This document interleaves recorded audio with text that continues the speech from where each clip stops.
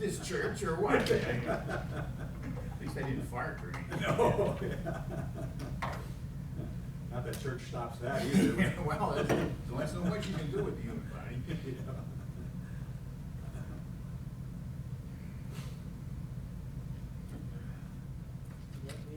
That means she is already on. Can you hear us, Sally? Yes, I can. All right. The video, my Wi-Fi here is a little bit draggy, so I have to turn video off.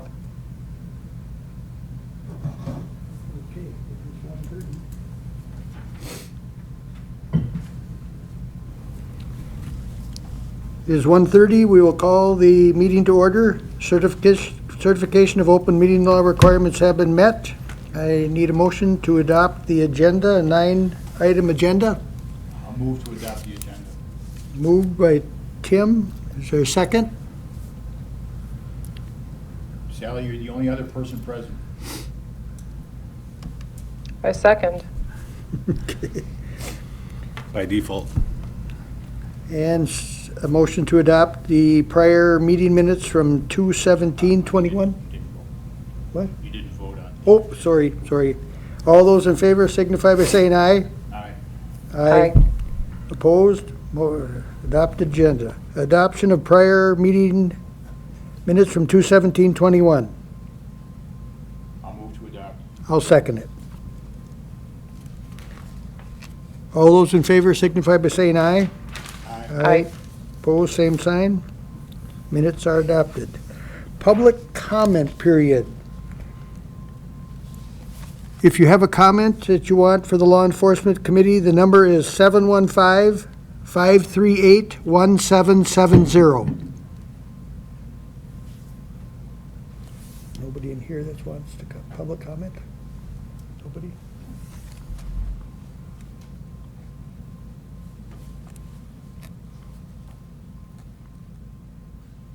Again, the number is 715-538-1770.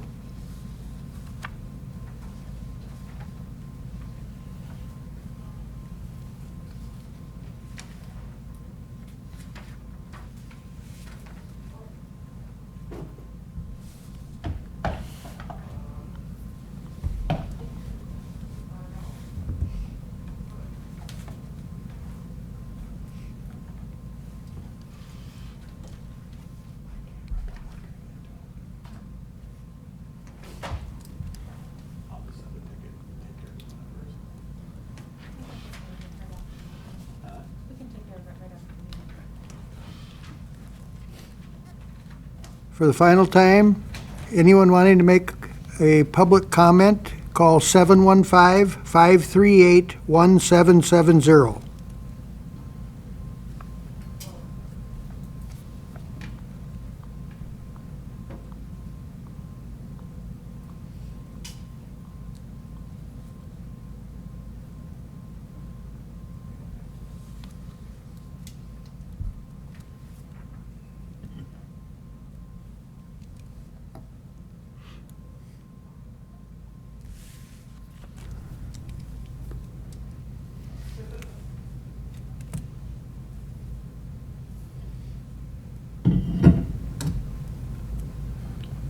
Don't think anyone's going to call.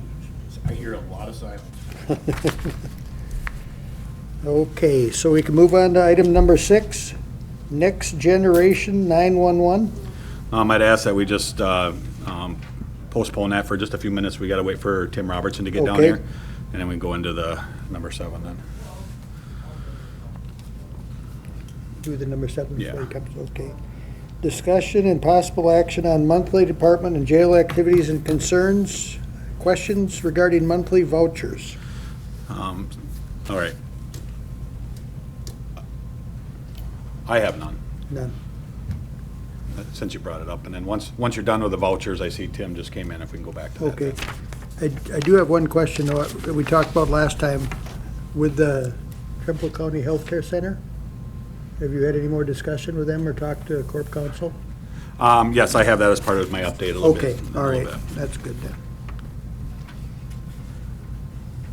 Next Generation 911.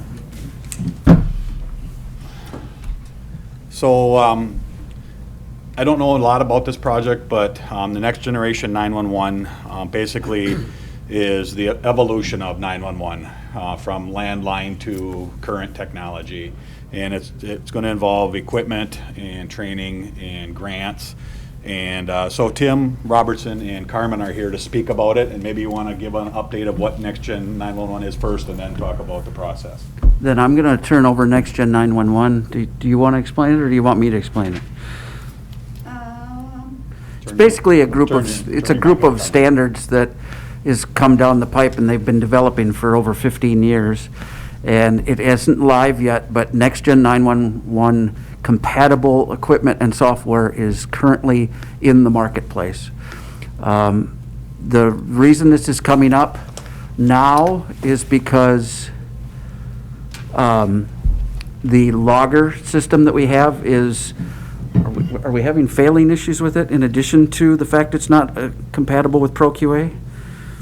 I think just because it's so old, we're not able to update it if something does happen. Okay. We're at that critical point. Yeah, so it's an aged product, and it isn't compatible so that they can properly review the ProQA calls.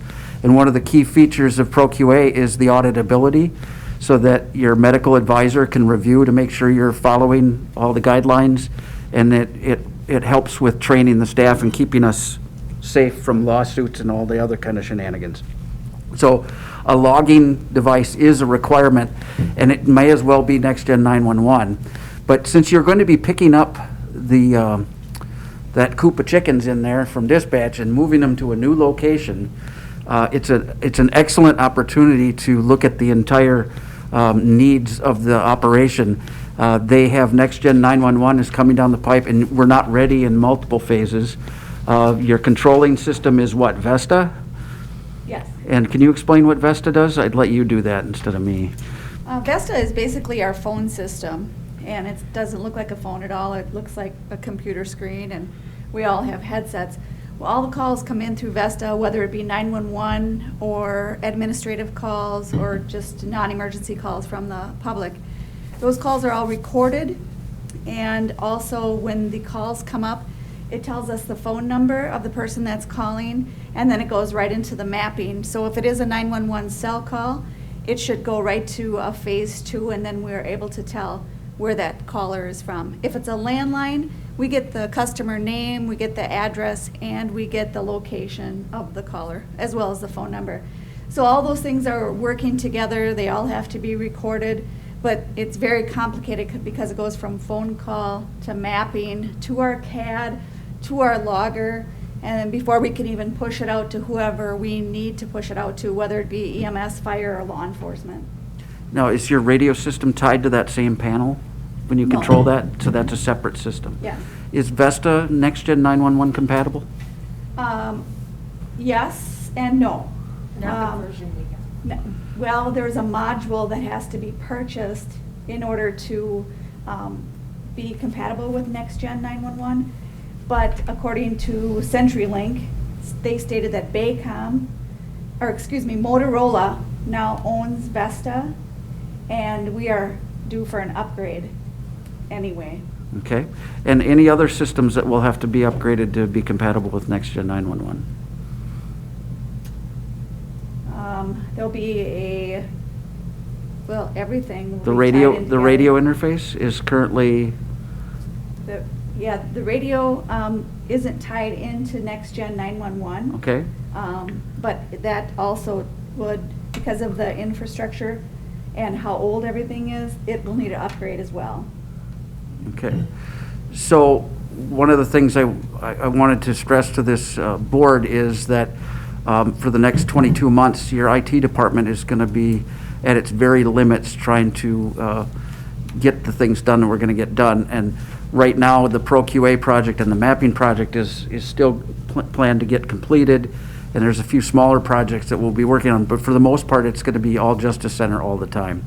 And I feel like there's an opportunity here with the FEMA dollars and the Next Gen 911 grants that are out there, that it would be a good time to bring in new solutions, and then you build out their new dispatch center over there. You could probably have the new solution set to go when you move, and you can keep the old one here. and we could hop over. There's any number of things that could be done that would help mitigate some of the problems that you're going to experience migrating your dispatch center.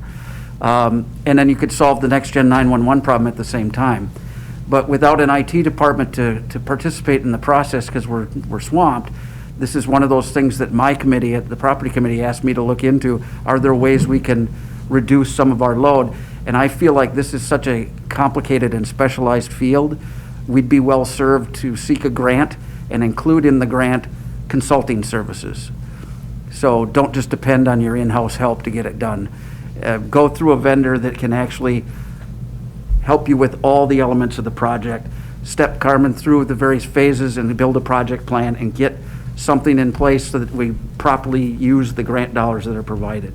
And it'd be especially helpful if the consultant was also somebody who could help us get the grant, but we also have other alternatives there.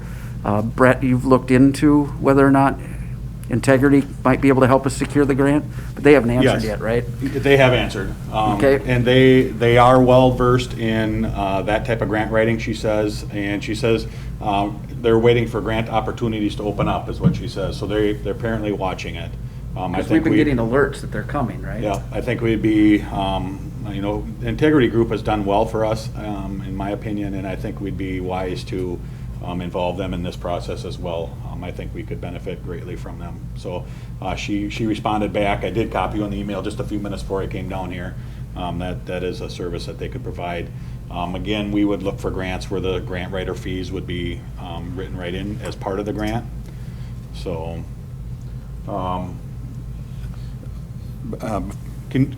before we go any farther, Carmen, can you just give us an update or give us an idea of what does Next Gen 911 do? Well, first of all, Wisconsin is worried about the infrastructure of the current system. A lot of other states have upgraded, and Wisconsin is lacking severely. So what they're going to be doing is they're going to be doing an upgrade for the whole state, for example. And when they do that, then we are able to take 911 calls that aren't just phone calls. They can send text messages, they can send video, live video, and a lot of other states are already doing that. But there's no way we could do that right now with the system that we have or the system that Wisconsin currently has. They explain the situation in a way that is very interesting to me. So if you are calling 911, you would expect that 911 would know where you're at. And in a lot of cases, we don't, because it maps to only the tower. Now, if you call for an Uber, because they've invested millions and millions and millions of dollars into GPS and into their infrastructure and mapping, they can get you an Uber right now. They can find you wherever you are. But 911 can't do that? Domino's knows where you are. Domino's knows where you are. And so that's where they're lacking. And, it's kind of ludicrous to think that you can get a pizza and a car to give you a ride, but sometimes 911 can't find you. Is the program that, can I ask? Yeah. Chair, if I may ask a question? Okay. The board that just approved a few nights ago the carryover of funds for a mapping project Tim, can you turn the for. mic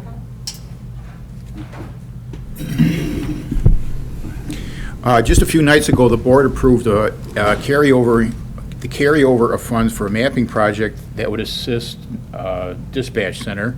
Is that part of this package that you're talking about? No, it's not. That's just to get them to the baseline where they can get accurate maps that are updated regularly by the land record staff. But it is tied to it in that they are going to have to become next-gen 911 compatible. So Ann Hempel is already aware of the amount of work that's going to be involved for her department, making sure, because there are no standards for the state in the maps. So when you're trying to do statewide standards for each dispatch center, every single entity does it differently. So they're going to be putting out standards.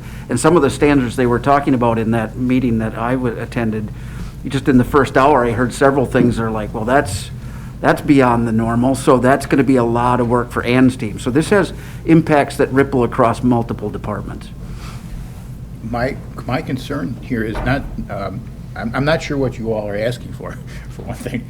But the prior concern is that you got so much going on here that it seems that someone will have to prioritize and organize to get all these things done. And what are you asking for in terms of money, or you're hoping we get a grant, or I don't know? So today, we're just kind of giving you information Okay. that this is coming down the pike, and that we are going to be seeking grant funding to do it. We're not asking for anything.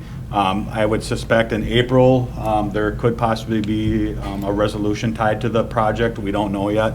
But today's purpose is just to bring the committee up to speed on what's happening with the next Gen 911 over the next couple of years, I guess, so. Well, it's somewhere over the next 18 months, something's going to happen with the logger, and that logger will have to be next-gen 911 compatible. So we just want to make sure that you were aware that this is out there, and that we're going to need more than just the equipment. We're going to need some help in consulting. When we do the grant, we're going to have to find a vendor that can work on this for us. It's going to be time consuming. I can. Well, hopefully not for us in IT. No, and I can, For your department, yeah. Right, yeah. One more question, Ron. Yes. A year or so, maybe sometime in the recent past, there was a request brought about overhauling the cell phone tower system, and then I know the sheriff decided to just let that lay or just back away from that. How any kind of that would have been a major change in the cell phone tower system. Is that still something you're contemplating, or how would that factor into all of this? So how the cell towers fit in is that our radio repeaters are on cell towers. It's the radio system, it's not a cellular system. We just share cell towers for the repeaters. And it's the radio system that needs some modification. Right now, that is on hold. We're waiting to see what happens at the state level with, it's called WISCOM, and it's a statewide radio system that the state of Wisconsin would have towers erected or rented or whatever it might be all over the state to make it more interoperable. And we may have opportunities at that time to use their towers to add additional repeaters to enhance our system. So right now, that project's at a standstill, waiting to see what happens with the state and WISCOM. So it doesn't have anything to do with the next Gen 911. It's the radio system is totally separate. So Okay. But just as desperate a situation. If the Whitehall Tower goes down, the whole system goes down, doesn't it? Or if the Blair Tower goes Well, I was down, supposed to say that. everything to the south goes down. there are some significant, without going into closed session to discuss them, there are some flaws with our system. Yeah, It doesn't have redundancy. Yeah, so. The sheriff came out of hiding 18 months ago to come up here in the board meeting and say, Tim, pull me aside. Tim, you can't talk about that. I ran down here. He ran down, so I'm in the door back here. So, yeah, but yeah, there are some issues that we need to address, but WISCOM might help us do that, so total separate issue though. But, okay, so these are not, everything you're talking about here in terms of next Gen 911 is not really linked to the cell phone towers, even those are part of the system, but Correct. Yeah. that's, I don't know what, that's the physical, that's not the computer, I don't know. Right. They're not the same, and Right. they're not linked. So, yeah, we use U.S. Cellular cell towers for our squad cars to be able to access the records management system, to do their reports, for the dispatch to be able to dispatch them. That's how the cell towers are tied into this. On the other end, with the radios, we rent space from those same cell towers to hang our repeaters on there. That's how that's tied in there. It's two separate components that use that same tower. And one of those components is what is affected by next Gen 911, the cellular side. So. And also part of that, the state of Wisconsin has contracted with AT&T for FirstNet, which is also part of this whole process, because what they're doing is they're putting up more towers, they're boosting their towers, and if there ever is an emergency, any law enforcement, EMS, fire that is on FirstNet, they bump those phones high priority so they can communicate with each other in the event of a catastrophe. And that's what the state did in preparation for Next Gen 911. So that's part of it. There's a lot to I it. can't get a straight answer from the state as to whether or not FirstNet towers automatically grant us co-location authority. It wasn't really brought up at any of those towers that exceeded a certain height had to come and get rubber stamp approvals, but there was never any mention of whether we had co-location rights. Because they've got 3 times as many towers now as does US Cellular. And for data, they probably are ready to switch you over, but the highway department switched their phones over and had so many dropped calls, they had to switch back to Verizon. I believe they're erecting 27 towers in our county. The last I knew was probably a year ago. They were at 17, but I know there's been at least 2 more added yet. So that's going to be. Mine's been flawless. I love it. And that's But I don't hang out another with Jimmy whole Rock. nother issue. Yeah. Kind of makes that big loop. Yeah, yeah. But Tim has been Tim signed on right away, and he's been doing kind of testing at his own doing. He's been testing it for us. It's a hot topic amongst the sheriffs. Some love it that have it. Of course, they have no coverage issues. Others hate it and didn't go to it because there's coverage issues. So it all depends on coverage. Yeah. So. Well, and the fact that AT&T is notorious for dropped calls. So if you're using it as your phone, the highway department said no. But if you're using it for data, that seems to be much better. So. Jim, this is Sally. Hello, Sally. Hi. So my question is, just to be sure I'm clear, what I'm hearing from what you've said is this isn't a question of if we're going to do this, it's a question of when, how easy, and who's going to do it. Correct. Okay. Thank you. And one of the reasons this is a unique opportunity for bringing in consultants is we in IT wouldn't be expected to do anything with the logger system beyond a reboot and Carmen and her team will probably be calling first level support for whoever system we put in.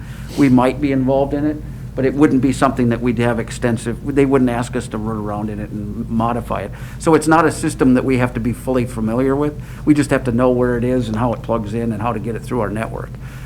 So not something that requires us to really understand how it all works. Carmen has to understand how it all works, but not so much IT.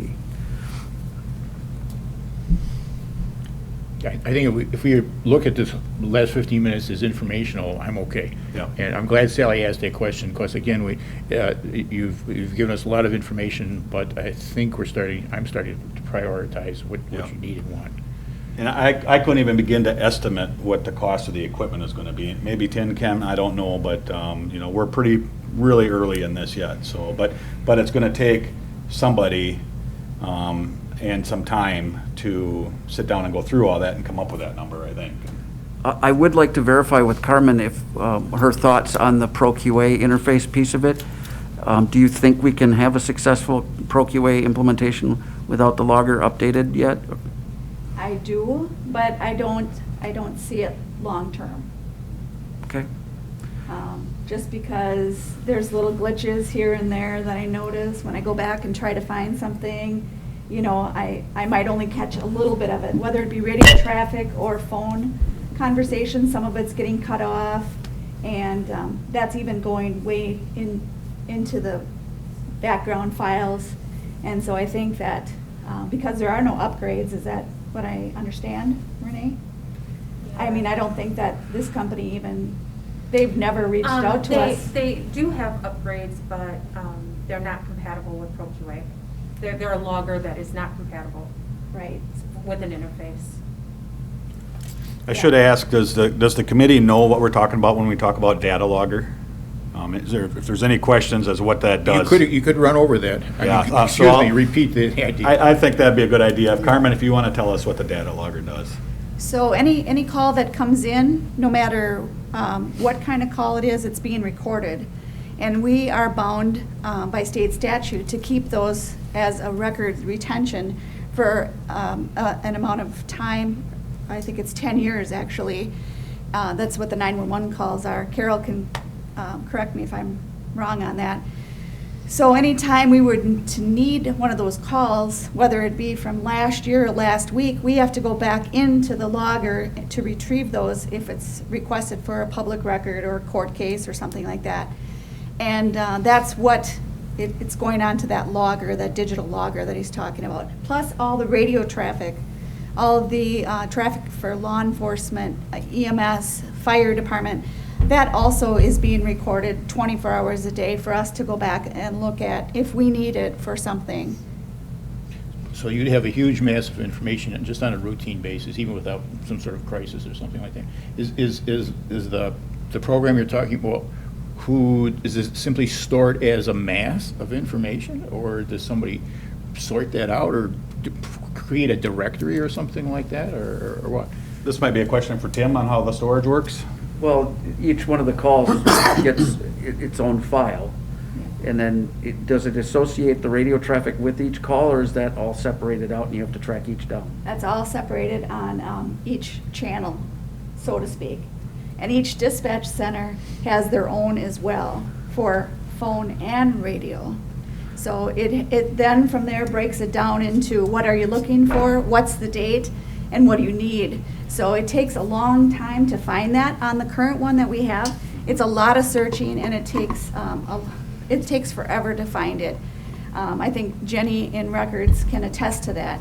Some of the new ones that we did demos on, they simplify things for us very nicely, and it's a time thing, and they seem like, you know, you can go in and pick exactly what you want. You can store it in files if you need to go back and get it.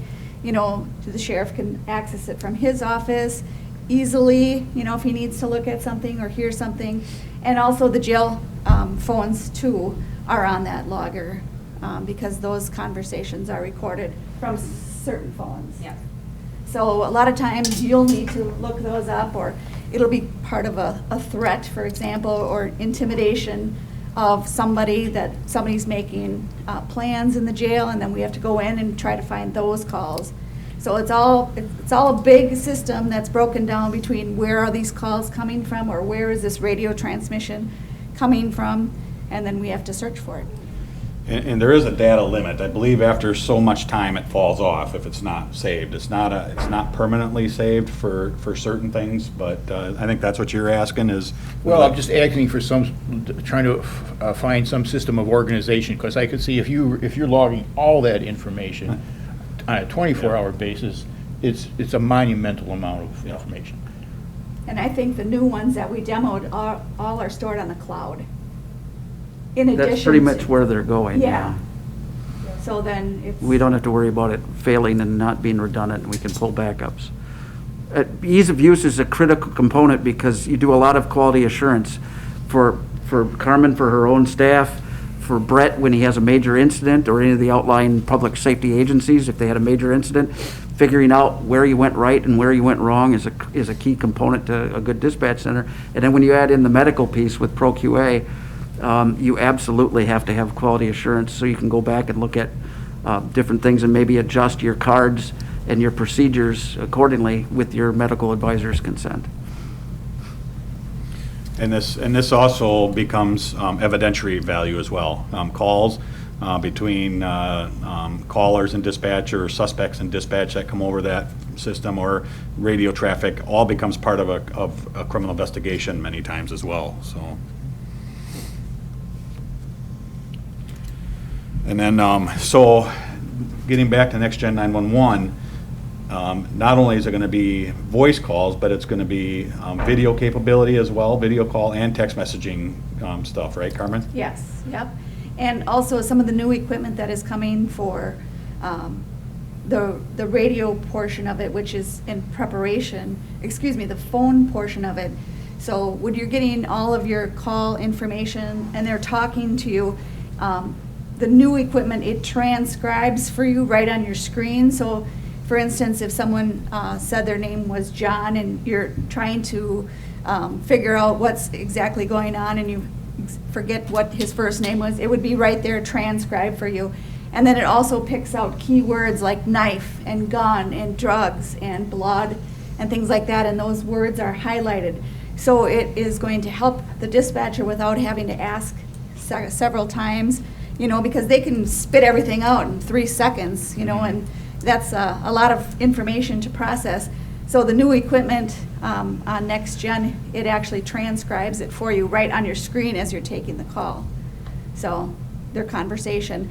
And then, you know, the technology portion of the texting and the video, that can help us tremendously too.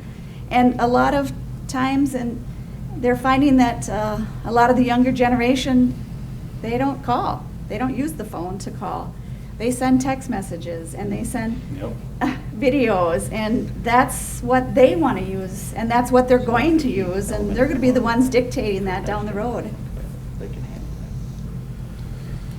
So that's kind of in a nutshell what it's all about. You know, if the county board doesn't know, they will find out very soon that the recent COVID relief package was very generous to Trempealeau County again. I don't know what that can all be used for, but that may be a possibility.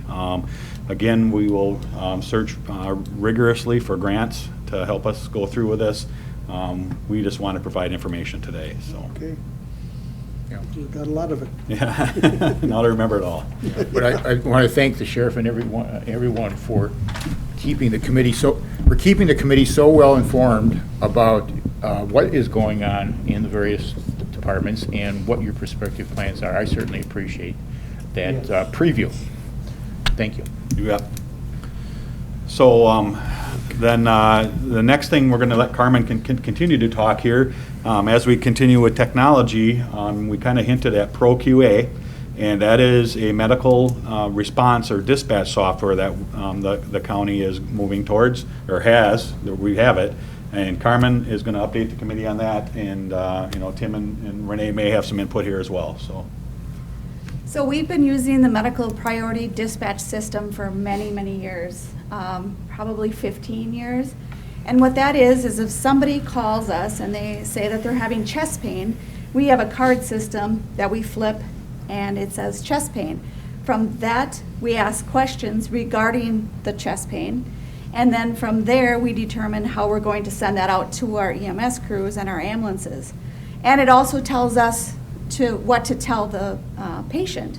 For example, we ask them if they have any medications that they take for chest pain. If they say yes, they take nitro, for example, then we would tell them to take the nitro based on what the doctor has recommended. Or we tell them how to take baby aspirin, because sometimes when people are having these issues, they're not thinking right. And what we do is we read it off, it's scripted, and we let them know what they need to do because they're under distress. And then we ask them to, you know, if the door is unlocked. And we give all of this information to the people responding. So we've been doing that for a lot of years, and it is a great thing because I have been here 26 plus years, and I've only delivered one baby. So if you ask me to deliver a baby right now, I would say, well, I know the basics, but I have a card that I open up and I say, okay. So I start asking the questions about how to deliver a baby. Sometimes we got lots of time, sometimes we don't. But I'll tell you what, it's nice to have that scripted card so I can continue and I can be calm and I can make sure that the person on the other end is remaining calm. Because otherwise, I don't know how to deliver a baby. So you did it over the phone? Yes, I did it over the phone. Remarkable. Yes. But that's no different. We have a lot of times where people are just screaming and we have to try to calm them down, and this training really helps us do that. And a lot of times, you know, it's horrible, but we have to help them do CPR on somebody they love. And if we have a script, we can keep the emotion out of it until the call's over, and we can just focus on helping them. So now these cards are going to a computer version, which is tied into our CAD system, and we will ask the questions, it'll pop right up on the screen, and we'll ask the questions, and then it's called shunting. It shunts us to that information I just told you about. Oh, you think you're having a heart attack. Do you have that medication? And it keeps showing us where to go, and then it pushes that out to our first responders and our ambulance. And it's got a code that they have. Now, the tricky part of it is our volunteer organizations. And I shouldn't say volunteer because they're great professionals. They know what they're doing, and we love them dearly. But they're not there 24/7 like Tri-State Ambulance and Mayo Clinic Ambulance. There's somebody there at the station 24 hours a day, and so they know these codes. But the other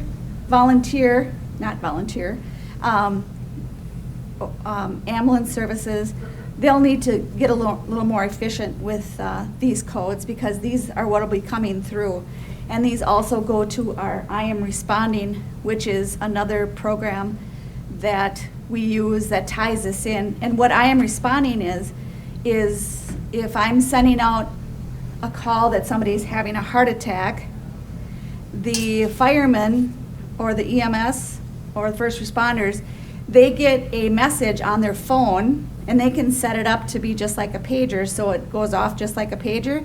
And on the phone, it tells them where they're going, what it is, including that code I was talking about, and it provides the mapping to that house.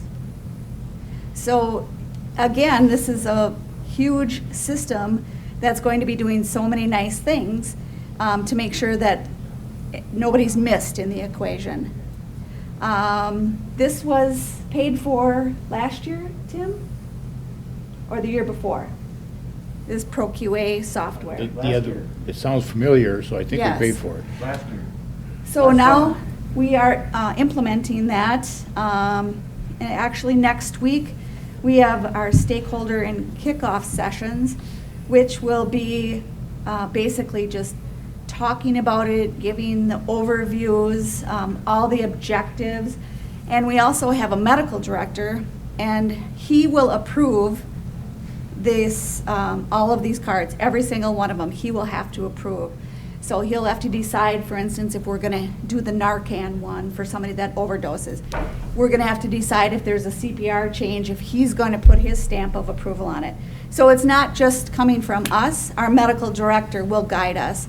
But next week, when we're doing all of these informational sessions, which I will send you all an invite to because they're all remote, you can learn about it and see exactly what we're doing in dispatch for our people that need us medically. Okay, thank you. Mhm. I wish you all could have seen how we did it 30 years ago in dispatch compared to what it is today. It's just like everything else, technology is evolving so rapidly and it is encompassing everything. It's just amazing to see the difference in the dispatch center today from 30 years ago. And How old is 911? 72. 72. It started in Trempealeau County in like the mid 2000s, 2005, 2006 probably. 25 years 911 So- has been here. Oh, 1995 then. Yes, Mid 90s. and that's when they started going from the PO box to the fire numbers. And the Route 1, well, that's hard to send an ambulance to Route 1. Yep. So that's when everything started to did that. switch Yep. over. 95 or 6, I Yep, think. yep, I know Tanya, I think you were very involved in that as well, and so, and that was the big deal, went from landline, just telling where you're at, to, and it was called enhanced 911, and that was a big deal, that the phone could tell dispatch where you were calling from, so, and who you were, and now it's so much more. Is there going to be an observation window in the new building? An observation window to see into dispatch? Mhm. There will not. Damn. You're gonna lose So- your window Yeah. There will be windows, but to the outside world. They're going to be up a little higher, and it's not going to be access to see into the dispatch center, so. Again, security reasons, so. But you can come for a visit. Yeah, you should go spend a Friday night at the dispatch center and find out about your Thanks, fellow Dick. citizens. It's a wild and crazy It's world. really something. Yeah, I would encourage you, if you haven't seen the dispatch center in the last couple of years, I would encourage you to come down early for a meeting one day and stop in and watch what they do. I think it'd be eye-opening again as to how far we've come. Well, I was there fairly soon after you moved, after everything was all set up after Yeah. the move out of the basement. That's the last Yeah. time I was there. Yeah. So, I think that's all we have for ProQA and the technology piece. Okay. So when you see the invites for the meetings that are coming, you'll know that there'll be a link where you could join if you want to. And that'll be the 22nd, starts on Monday. It'll be every day next week, and then Monday, the 29th, we wrap things up. And some of them you don't want to attend because, you know, IT will have a huge portion, the medical director will have a huge portion. But you can see who is invited on those days, and you can check it out. County board members are invited to in on that? Is that what you're saying? Invite this committee, Okay, okay. unless you want me to invite all the county board members. I'll leave that up to the committee, I guess. So, okay. Thank you for the information. Oh, sure. Back to discussion of General general operations? operations. So I'm just going to hit a couple things on the minutes from last month. First, I'll let Tanya talk about an update to the body scanner and slow implementation of that. Body scanner, the implementation's been a little slow. We found out after we received the equipment that we had to jump through a bunch of loopholes through the Department of Health and Human Services, or Department of Human Services, and we're working through all of that paperwork. So once we get through with that and they approve our registration, they'll do an on-site visit and hopefully we'll pass. We're a little nervous about the amount of space down in our Sallyport where our current scanner is, but we'll see what they have to say. So in a nutshell, we're still not using it. We have it, but we're still not using it moving forward. So, I think there was an article in the paper today on Chippewa County getting one in. and using it, or I didn't get to Yeah. read the whole article. I saw it in Okay. the Eau Claire paper this morning. yeah, a number of sheriff's offices have received them over the last 3 or 4 months, for sure. And they're all having trouble with it?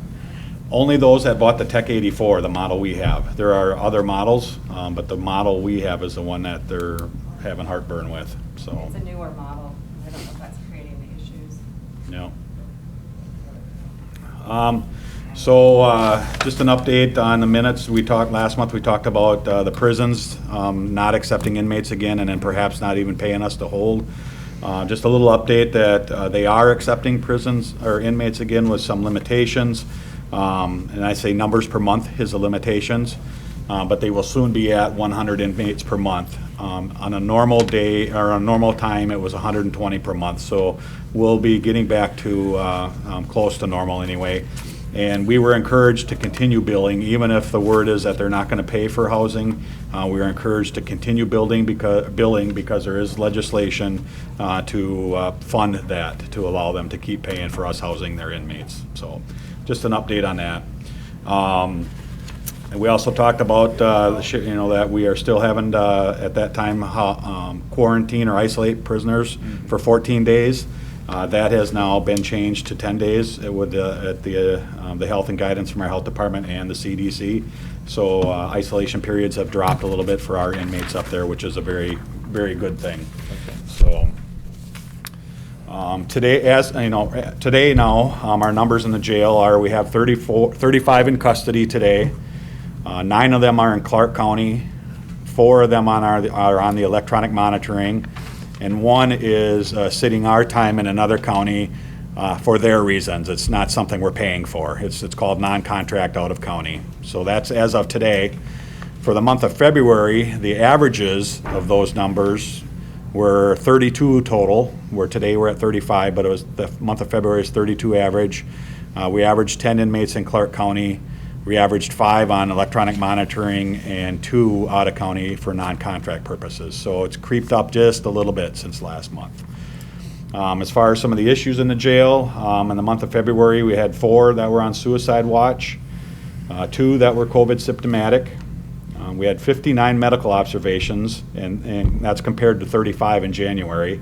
And that's basically COVID symptomatic inmates that are in the isolation period, plus any other medical reasons that they would have to be on observation. We had 9 drug and alcohol withdrawals, 10 serious medical issues, 14 serious mental health issues. Those two numbers are pretty comparable to January.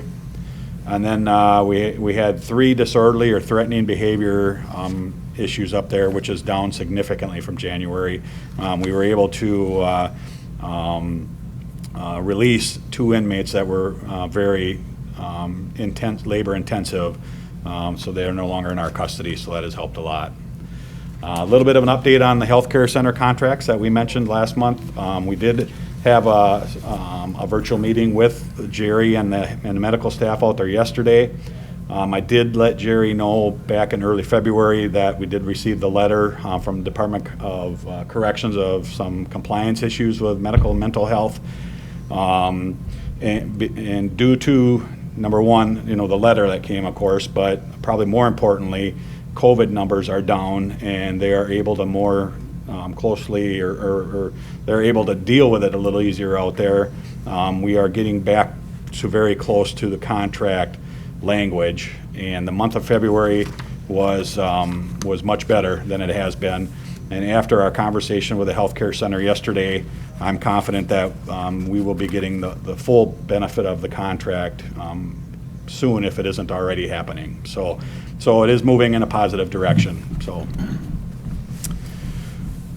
just some numbers. We had 22 deer accidents in February, 26 property damage crashes, 6 injury crashes, and unfortunately we did have our first fatality at the intersection of Highway 53 and 95 north of Blair, about 1.5 miles, 2 miles north of Blair. One gentleman turning left in front of a southbound vehicle, they collided, and the elderly gentleman was killed in that crash.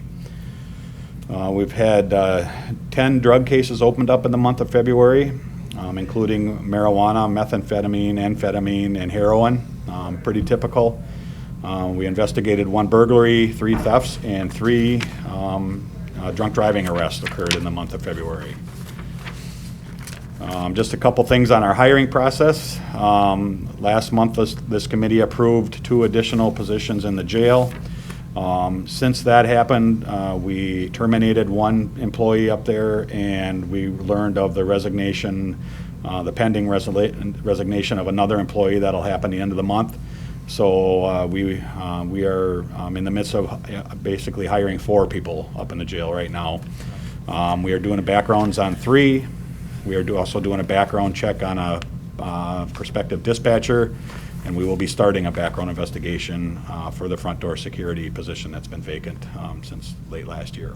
So that's what's happening in the sheriff's office.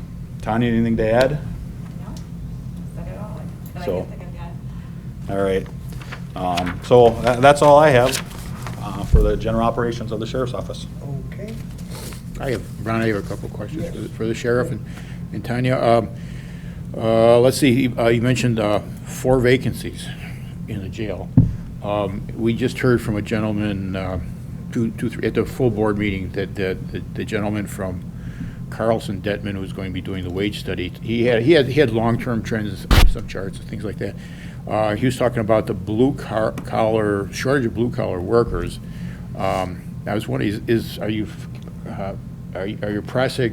are your prospects good for filling those 4 positions? That's kind of a big slug of vacancies for 1 position at the same time. I know it's hard to find electricians or plumbers, and that sort of thing. So that would be the first question: is do your prospects look okay for filling those positions? I would say yes. Okay. We had 1 female and 5 males in a second interview. We subsequently ended the background investigation on the female, and we have 1 that passed the background investigation. He will be offered a job today, pending drug and alcohol screening. So we have the male-female need up in the jail, the ratio that we must keep. So we did start another application process, And, we really encourage, the females to apply as well, because we need that balance up there. Hopefully we'll get a few more qualified candidates. As far as the male end of it, the three that we move forward into the second round, all three of them are going to be good prospects, I think. I'm not so concerned about the four that we have open right now, but if we have anything that comes down the road, it could be a little concerning. But this time around, we did have substantially more applicants than we have in previous attempts, so that was a very encouraging there. So. Okay, that's good. That's good news. Yeah. And then my second question has to do with the building project. And I guess I'm going to ask the sheriff and Tanya to talk a little bit about progress for Sally and Ron. But last week, I think it was last week Thursday, or it was in the sometime. Yeah, it was last week Thursday. There was a joint meeting of the building committee and the property committee. After the meeting, practically all the committee members went over to the Trempealeau room to look at blueprints. And it was almost a party atmosphere, because there were so many people from jail there, and they were so deeply into figuring out floor tiles and which doors go where. It's that excitement like you're building a new house. Could you just update the rest of the committee, besides myself, on how are things coming along with the jail? The jail was the catalyst for the whole building project. How are things coming along? So we are well into the design. We will be signing off on the design here by the end of March. They're asking for sign off so that they can go into what's called the documents phase that they use for submitting for bids. But last week, Wednesday, was a draining day. I think Tanya will attest. We talked about doors, windows, in those doors, doorknobs, or locks, and there's many different types of locks. By the hundreds, apparently. Right? Well, the diagram we looked at started at 1, and 1 is a number is a camera, a door, or an intercom. Any of those had a number, and there were over 500 numbers just on the sheriff's office and jail alone. So Wednesday, we went through 1 through 500 and talked about the type of cameras, the type of locks, the type of intercoms, whether or not there's going to be intercoms, and do they go on one side of the door or both. And by the time I went home on Wednesday, I was drained, and I didn't care if I ever saw building plans again. So, and then on Thursday is when we got into more of the aesthetics, the carpeting, the floor type. They had 2 different tones of colors, and all of the hard flooring and the rubber flooring and the carpet flooring and maybe some wall coverings for each laid out strategically on the floor. And they did a very good presentation for us to pick from the light tones or the dark tones. And then they also had somewhat of a 3D walkthrough diagram of the jail itself that we had the jail staff come down and take a look at. So they're at the point where by the end of this month, they will have on a loop, a 3D walkthrough of the entire building. So I'm very looking forward to that. That means that they've got a lot of the design done. Right. So you will be hearing in this, the February meeting, I think you will be hearing about the demolition of the building across the street, perhaps in the second week of April. And then I think he talked at the county board meeting about the footings and the taking up of the street, perhaps in June. Yeah, well, he ran it all down. I don't remember the timetable, except the mitigation of the asbestos in the flooring and stuff like that. I do remember March as early April for demolition. So that'd be the first visible sign that something's happening out there. So, I realized last week in the building committee that we've had meetings and talked about upgrades, but the committee members probably really hadn't seen what was going on yet, the blueprints and what we're talking about. So I invited them to come over to the Trempealeau room, because we had it all laid out there that day. And I think that was well received, and I would even extend that to the whole county board. We can't put this stuff in digital form on TV because of security purposes, but I am very comfortable in showing everybody on the county board what it looks like, and I would do that by asking them to come over to my office. I've got 2 walls dedicated to it in the patrol room, and it's a lot easier to see what we're talking about when you can see the plan and kind of have an idea of what it is. So I would encourage this committee to take it to the county board, that invite is out there. If they want to come in early or stay late after a committee meeting or something, we'll make it happen, so. I will try to remind myself to bring it up. We could put it on the agenda or something like that. Thursday afternoon? Tomorrow? Yeah, it is tomorrow. Yep. I So. got a meeting at 1:30, but I can probably get down there early. Yep, so, I think Tanya you'd be able to show pretty much what's going on there if I'm not available. Are you here tomorrow, Tanya? Yes. So, because I do have a couple of meetings, but we have a building meeting scheduled for the whole day tomorrow, but I'm not exactly sure what it's gonna all entail. So get a hold of me, and if I can't show you through it, I'll let Tanya know. And so I think you would be If I really. get down, just go down to the, Right, it's in the sheriff's office, Okay. our patrol room in the sheriff's office, yeah. So,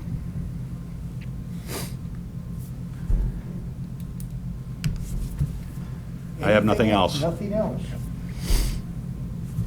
Set next meeting date and time. did we decide we're gonna try to keep the third Wednesday, so we don't conflict with something on the third I Tuesday? think so. We've been staying out of trouble so far, so. Yeah, Well, and the third Tuesday is county board next month. oh, okay. So, and I I don't, believe it is, yeah. I don't foresee the need to meet before the county board meeting right now. Okay. So if you wanted to go with the third Wednesday again, that would be the 21st That's fine with me. at 1:30? Yes. Can we move it to maybe 1 o'clock? On the third Wednesday of every month at 2:30, I have a mandatory work meeting that I have to attend. Yep. Okay. Ron is under constraints there, so it's fine with me. Yeah, 1 o'clock over. And I'm thinking, like June and July and possibly August, I can, if anybody wants to go back to a morning meeting for those 3 months. Yes, more, I'm open to most anything, Yeah, so. I'd prefer to go back to morning meetings if I we can could. for the summer. Okay, sure, whenever. Yep. Morning works for me. Yeah. Okay. Okay, so the 21st at 1 o'clock. Thank you. Okay. And nothing All right. else that we got?